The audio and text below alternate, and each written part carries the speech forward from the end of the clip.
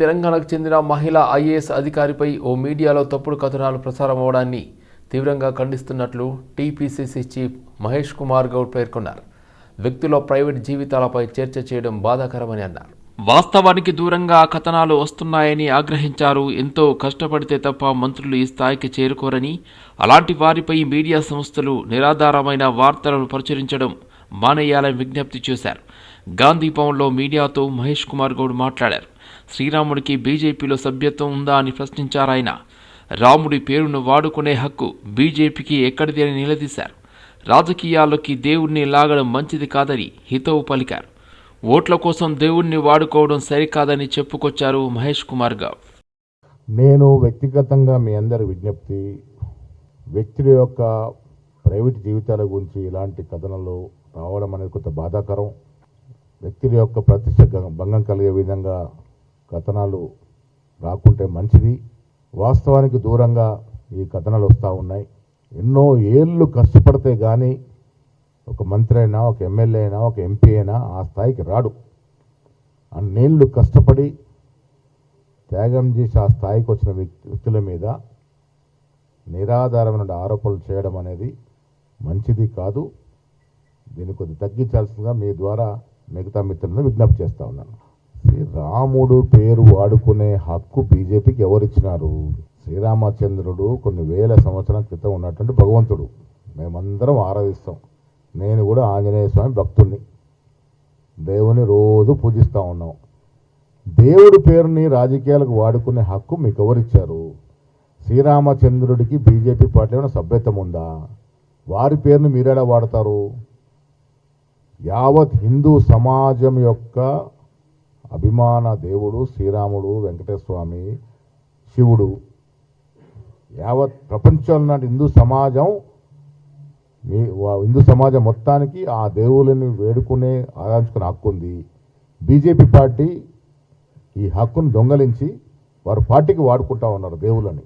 ఆ హక్కు ఎవరిచ్చారు వాళ్ళకి? రాజకీయాలకి దేవుళ్ళని లాగడం, దేవుడి పేరు వాడడం అనేది మంచిది కాదు. కాంగ్రెస్లో ఉన్నటువంటి 90% కార్యకర్తలు దేవుళ్ళు పూజిస్తాం, కానీ మీ దేవుళ్ళని ఓట్ల కోసం వాడుకో. ఆలయాల చరిత్రలను భావితరాలకు అందించాల్సిన బాధ్యత ప్రతి ఒక్కరిపై ఉందని బీజేపీ రాష్ట్ర అధ్యక్షుడు రామచంద్రరావు అన్నారు. సోమనాథ్ స్వాభిమాన్ పర్వ్ సందర్భంగా ఆయన ఉస్మానియా విశ్వవిద్యాలయంలో పూజలు నిర్వహించారు. సోమనాథ్ స్వాభిమాన్ పర్వ్ సందర్భంగా బీజేపీ రాష్ట్ర అధ్యక్షుడు ఎన్ రామచంద్రరావు ఉస్మానియా యూనివర్సిటీలోని శివాలయంలో ప్రత్యేక పూజలు నిర్వహించారు. ఈ సందర్భంగా ఆయన మాట్లాడుతూ ఆలయ చరిత్రను, వాటి వెనుక ఉన్న త్యాగాలను భావితరాలకు అందించాల్సిన అవసరం ఉందన్నారు. సోమనాథ్ దేవాలయాన్ని రక్షించేందుకు తమ ప్రాణాలను అర్పించిన అనేక మంది భారతీయుల త్యాగాలను స్మరించుకోవడానికే సోమనాథ్ స్వాభిమాన్ పర్వ్ నిర్వహించబడుతోందని తెలిపారు. వారి త్యాగాలు రాబోయే తరాలకు సాంస్కృతిక చైతన్యానికి, దేశభక్తికి ఎల్లప్పటికీ ప్రేరణగా నిలుస్తాయని రామచంద్రరావు పేర్కొన్నారు. 1026 ఒక సంవత్సరంలో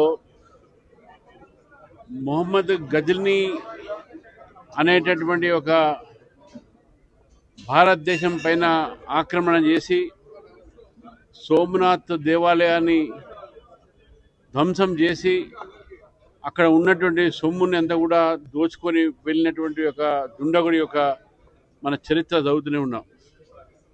ఇప్పుడు ఈరోజు 2026 అంటే 2026 సంబంధించినటువంటి సంవత్సరంలో దాదాపు 1000 సంవత్సరాలు పూర్తి చేసి, ఆ 1000 సంవత్సరాల క్రితము ఏ యొక్క దేవాలయాన్ని మొహమ్మద్ గజ్నీ దాన్ని కూల్చివేశాడో, దాన్ని ధ్వంసం చేశాడో, దాన్ని మళ్ళీ పునరుద్ధరించి మరి 1000 సంవత్సరాలుగా అనేక సంవత్సరాలు దానిపైన ముఘళ్ళు అటు అనేకమైన రాజులు దాని మీద దాడి చేయడం జరిగింది.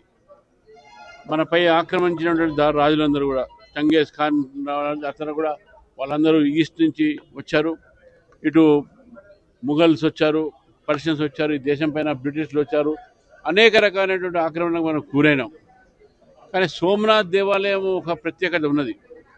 సోమనాథ్ దేవాలయం ఒక గుజరాత్లో ఉన్నటువంటి అరేబియన్ సీ తరపు నుంచి చూస్తున్నటువంటి ఒక దేవాలయం.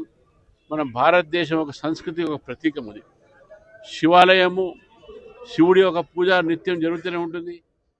సంగారెడ్డి జిల్లాలో అభివృద్ధి పనులు వేగంగా కొనసాగుతున్నాయి. పటాన్చెరు నియోజకవర్గ పరిధిలో ప్రజల అవసరాలకు అనుగుణంగా మౌలిక వసతుల కల్పనకు ప్రణాళికాబద్ధంగా నిధులు కేటాయిస్తున్నామని ఎమ్మెల్యే గూడెం మహిపాల్ రెడ్డి తెలిపారు. సంగారెడ్డి జిల్లా పటాన్చెరు నియోజకవర్గ పరిధిలో గ్రామాలు, పట్టణాల్లో అభివృద్ధి పనులు శరవేగంగా కొనసాగుతున్నాయి.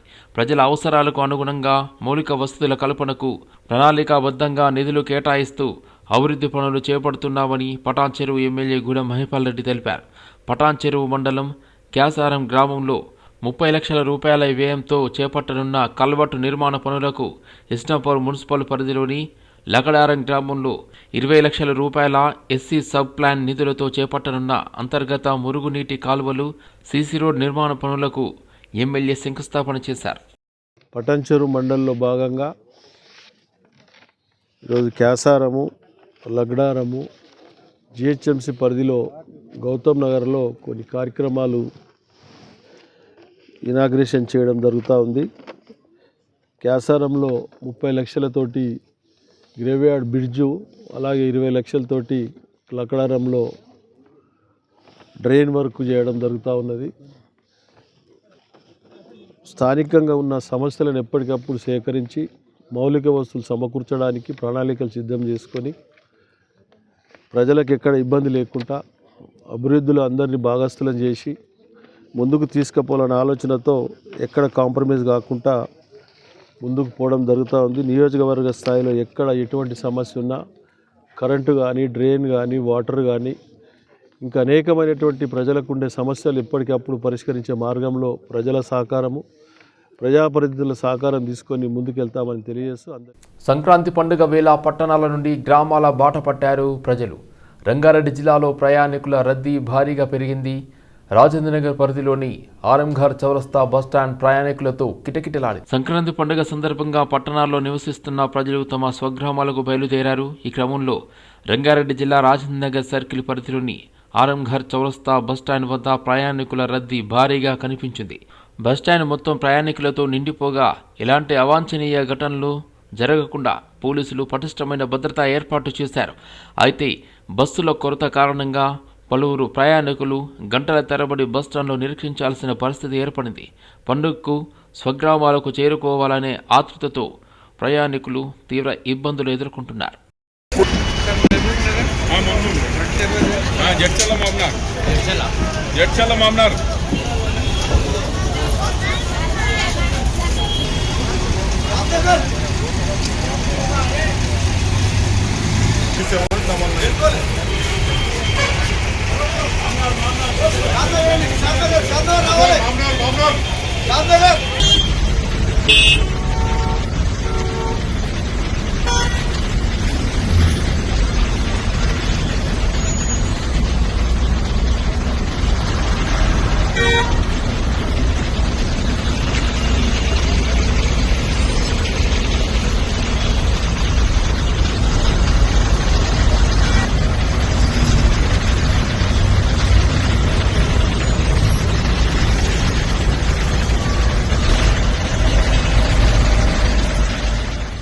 ఉస్మానియా మెడికల్ కళాశాలలో యువ పీజీ వైద్యుల కోసం నిర్వహిస్తున్న ప్రతిష్టాత్మక హోమ్ 2026 సదస్సు ఘనంగా ప్రారంభమైంది. దేశవ్యాప్తంగా భారీ సంఖ్యలో యువ ఆర్థోపెడిక్ వైద్యులు ఈ 3 రోజుల సదస్సులో పాల్గొంటున్నారు. హైదరాబాద్ కోటి ఉస్మానియా మెడికల్ కళాశాలలోని న్యూ అకాడమిక్ బ్లాక్లో హోమ్ 2026 3 రోజుల వైద్య సదస్సు ఘనంగా ప్రారంభమైంది.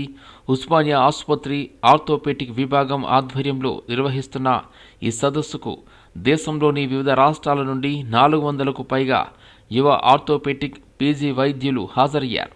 సదస్సును ఉస్మానియా మెడికల్ కళాశాల ప్రిన్సిపల్ డాక్టర్ రాజారావు, ఉస్మానియా ఆసుపత్రి superintendent doctor Rakesh Sahai, doctor B Ramakrishna, doctor Thimmareddy, doctor GVS Murthy, doctor M Kishan, అదేవిధంగా కృష్ణారెడ్డిలతో కలిసి జ్యోతి ప్రజ్వలన చేసి ప్రారంభించారు.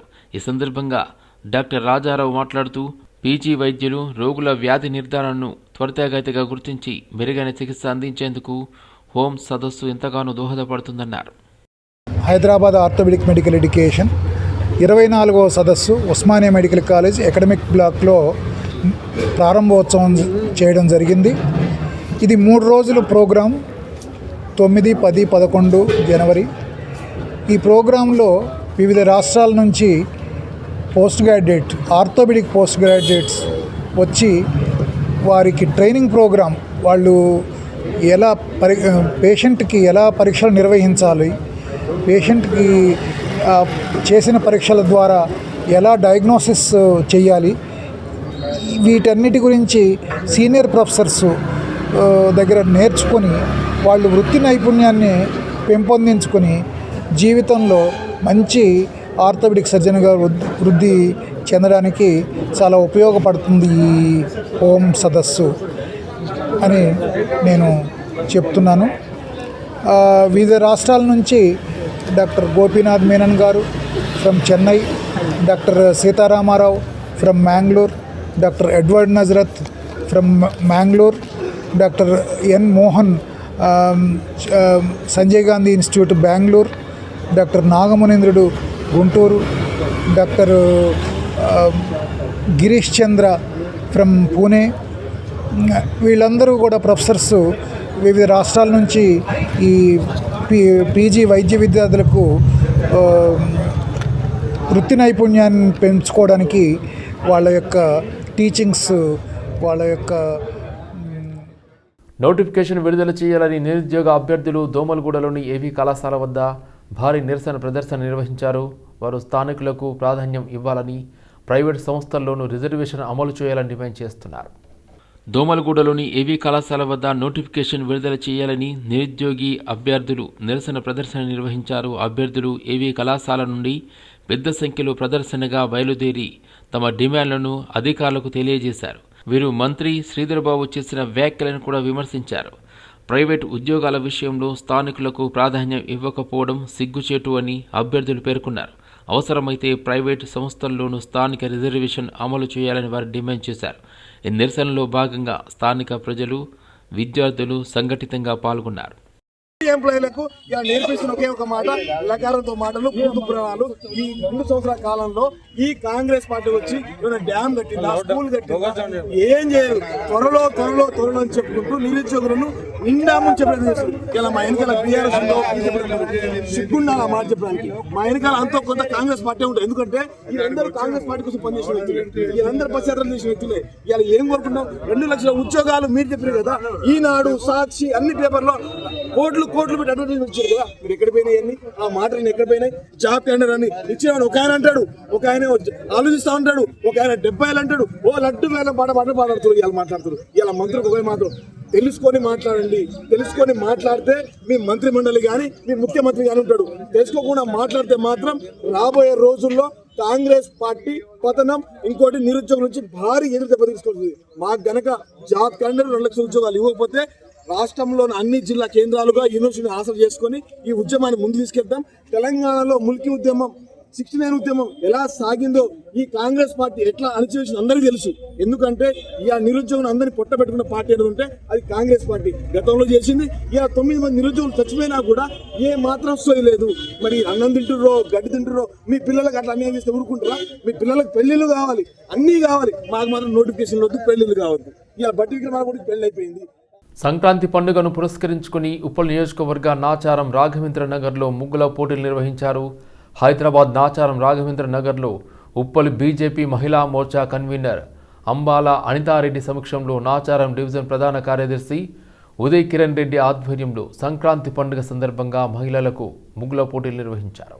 ముగ్గుల పోటీల్లో మహిళలు అధిక సంఖ్యలో పాల్గొని పోటీలను విజయవంతం చేశారు. ఈ సందర్భంగా వారు మాట్లాడుతూ తెలుగు వారి సంప్రదాయాన్ని గుర్తు చేసుకుంటూ సంక్రాంతి పండుగను అంటే రంగుల పండుగ అని మహిళలు వేసిన ముగ్గులు అందరినీ ఆకట్టుకున్నారు. మొదటి ముగ్గురికి బహుమతులు అందజేశారు. ముగ్గుల పోటీలో పాల్గొన్న ప్రతి ఒక్క మహిళకు నిర్వాహకులు బహుమతులు అందజేశారు. నా పేరు ఉదయ్ కిరణ్ రెడ్డి, ఈ డివిజన్ ప్రధాన కార్యదర్శిని. నేను గత 3 సంవత్సరాలుగా ఈ ముగ్గుల పోటీ నిర్వహిస్తున్నాను. ఈరోజు ఈ అన్నపూర్ణ కాలనీలో చేద్దామనే ఉద్దేశంతో మన అన్నపూర్ణ కాలనీలో చేయడం జరిగింది.